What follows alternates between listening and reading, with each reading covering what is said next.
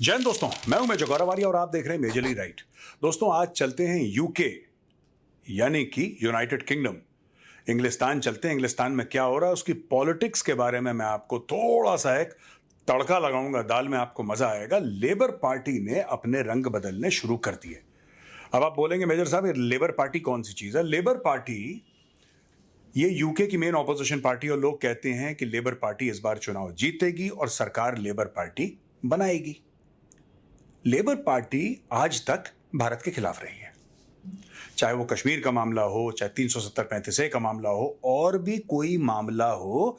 Labour party लगातार दर लगातार ऐसी बयानबाजी करती आई है इतने सालों से कि जिसको भारतवासियों को थोड़ा सा मामला चुभे, उनको ऐसा लगे कि यार नहीं यार ये गलत कह रहे हैं। तुम कौन होते हो हमारे देश में बातचीत? तुम्हारे देश में 10 चीजें गलत होती हैं, हम कभी कुछ बोलते हैं? हमारे देश में गलत भी नहीं हुआ फिर भी। अब मैं वो साइकोलॉजी जो है उसको भी एड्रेस करूंगा, और लेबर पार्टी ने जो बात करी है दोस्तों उसको भी एड्रेस करूंगा। ये देखिए, लेबर पार्टी ने कमिटमेंट दी है। लेबर पार्टी कहती है कि anti India sentiment with in its ranks, जो कह रहे हैं कि लेबर पार्टी के अंदर ही एक बड़ा स्ट्रांग एंटी इंडिया सेंटिमेंट है। खुद मान रही है लेबर पार्टी, भाई खुद मान रही है कि हमारी पार्टी के अंदर भारत के खिलाफ एक सेंटिमेंट है और हम उस सेंटिमेंट को निकाल के बाहर फेंक देंगे, और हम भारत के साथ एक बड़ी मजबूत स्ट्रेटेजिक पार्टनरशिप बनाना चाहते हैं। दोस्तों जब पैसा होता है ना, फिर 99% of the problems sort out हो जाती हैं दुनिया में। उनको भी पता है कि भारत से पंगा लोगे नुकसान होगा फालतू में। अमेरिका नहीं ले रहा, चाइना नहीं ले रहा खुल के, और यूके इतना बिलांद भर का ये उछल रहा है कि हम ये कर देंगे वो कर देंगे। तो इन्होंने अपने सुर बदले हैं, अपने रंग बदले हैं दोस्तों। Political hustings event for the UK South Asian community in London held on Friday. ये फ्राइडे में हुई थी, और इसमें लेबर पार्टी की चेयर और shadow secretary for state for women and equalities Anneliese Dodds ने यह बोला है कि जो कियर स्टारमर ये कॉन्फिडेंट हैं। कियर स्टारमर इनका जो लेबर पार्टी का हेड है, उन्होंने बोला है कि जिसके पास भी ऐसी या जो भी ऐसी एक्सट्रीमिस्ट व्यूज भारत के बारे में रखता है कि नहीं भारत का ये कर देना चाहिए वो कर देना चाहिए, सफाई करो भाई, हाउसकीपिंग करो, अपनी खुद की पार्टी की हाउसकीपिंग करो। कह रहे हैं हम कर भी रहे हैं हाउसकीपिंग। हम टॉलरेट नहीं करेंगे भारत के खिलाफ कोई लंबी चौड़ी कोई बयानबाजी। हां किसी की राय है, अपनी राय व्यक्त कर सकता है, सबको अभिव्यक्ति की आजादी है, लेकिन ऐसा नहीं कि आप भारत की संप्रभुता को, भारत की सोवरेनिटी को आप चैलेंज करें। अब तुम इतने बड़े नहीं हो गए बेटा कि तुम भारत की सोवरेनिटी को चैलेंज करो। अच्छा जी, फिर ये कह रहे हैं कि we would certainly never take any group of voters wherever they are from for granted, we are working hard for everyone's votes. हम कोई भी वोटिंग सेगमेंट को या कोई भी वोटर बेस को हम फॉर ग्रांटेड नहीं लेंगे। यार ये लोग तो हमें वोट करेंगे ही करेंगे यार, हर मरने दो, ऐसा नहीं है। कह रहा हम हर एक के वोट के लिए बराबर की मेहनत करेंगे, और अगर हमें कोई भी प्रूफ मिला एंटी इंडिया सेंटिमेंट का, वो लोग कोई भी हों। अच्छा ये देखिए, बहुत बड़ा तगड़ा स्टेटमेंट है जिसका नाम नहीं लिया। तो कौन लोग हैं जो एंटी इंडिया सेंटिमेंट फैलाते हैं दोस्तों? Who are the people who spread anti-India sentiment? Basically दो हैं, एक खोतिस्तानी, खोते जो हैं खालिस्तानी वो, और दूसरे पाकिस्तानी। ये दो लोग हैं जो एंटी इंडिया सेंटिमेंट फैलाते हैं। और जो लेफ्ट हैं, लेफ्ट वाले जो लेफ्ट विंग वाले हैं, उनका बेड़ा ही करके वो तो जिस देश में रहेंगे उस थाली में उनको छेद करना है। तो वो कोई बड़ी बात नहीं है, वो कोई बड़ी बात नहीं। इसलिए आपने देखा रशिया में लेफ्ट वालों को बिल्कुल निकाल दिया, जबकि वो कम्युनिस्ट कंट्री हुआ करती थी। चाइना कम्युनिस्ट हुआ करती थी, अब नहीं है। कम्युनिस्ट पार्टी ऑफ चाइना उसको हेड करती है, इसे नाम की कम्युनिस्ट है, वैसे कैपिटलिस्ट पार्टी ऑफ चाइना होना चाहिए उसको, सीपीसी को, the capitalist party of China. आप वहां पे मुंह खोल के देख लो एक बार।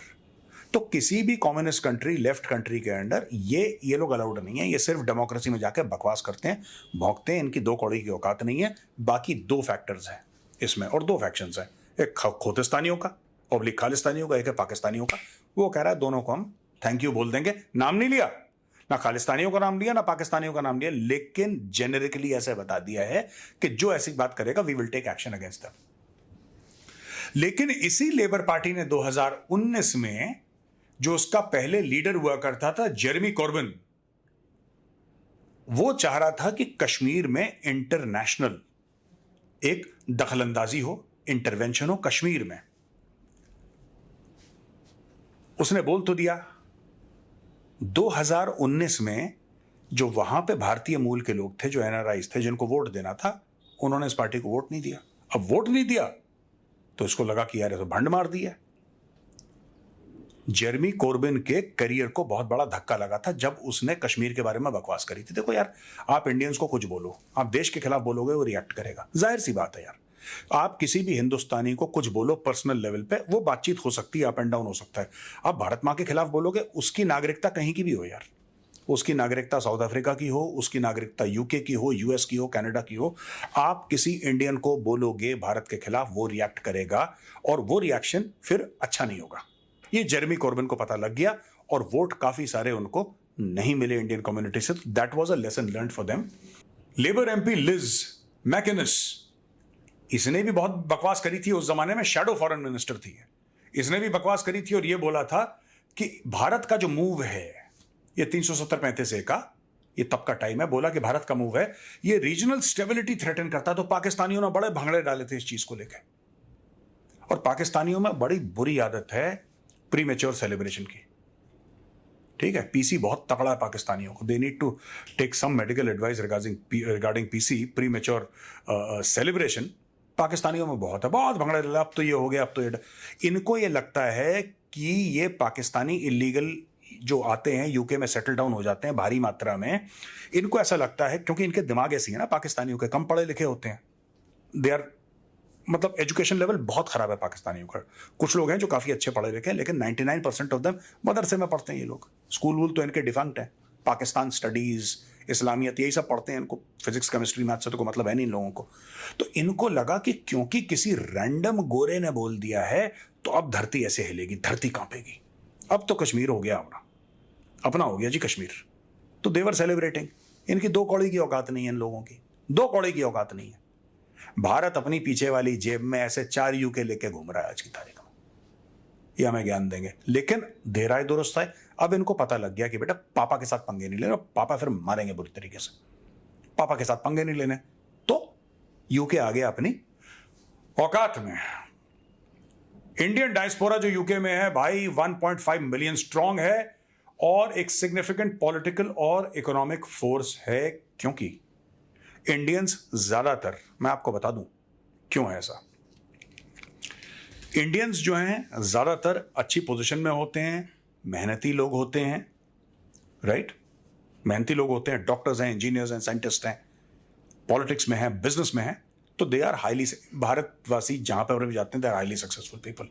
हमारे वर्क एथिक ऐसा है, कल्चर ऐसा है, दे आर सक्सेसफुल पीपल। पर जो हमारे सामने खड़े हैं खालिस्तानी, सारे के सारे उबर चला रहे हैं, ठीक है, ट्रक चला रहे हैं और उनका बेड़ा ही करके, और उनको आता ही नहीं कुछ, ठीक है, 4-5 बैठ के इंडियन हाई कमीशन के सामने गालियां दी थी। इसके अलावा खालिस्तानी इसका कोई अचीवमेंट है नहीं, अचीवमेंट है ही नहीं उनका। उठ के आ गए गांव से यहाँ पे किसी रिश्तेदार के थ्रू डंकी मार के यहाँ पे किसी को यही काम करते हैं और कुछ नहीं। सो खालिस्तानी जहां पर भी होंगे, कनाडा में होंगे, यूके में होंगे, वो इकोनॉमी पे ऐड नहीं कर रहे कुछ। वो जिस मुल्क में जाते हैं उसका भला नहीं करते, जोंक की तरह लग जाते हैं वहां पे, उल्टी सीधी एक्टिविटीज करते हैं। और ऊपर से फिर पाकिस्तानी एक घर में 15-15 बच्चे पैदा करना है पाकिस्तानी को और सारे के सारों को वेलफेयर पे लगाना है। ये पाकिस्तानियों की नेशनल आइडेंटिटी है। सबसे ज्यादा भीख मांगने वाले इंटरनेशनल पाकिस्तानी, बाय गॉड मैं गलत नहीं बोल रहा, आप जाके इंटरनेशनल बेगर्स में मैक्सिमम आपको पाकिस्तानी, ये अकेली कौम है पाकिस्तानियों की जो वीजा लेके जाती है भीख मांगने के लिए।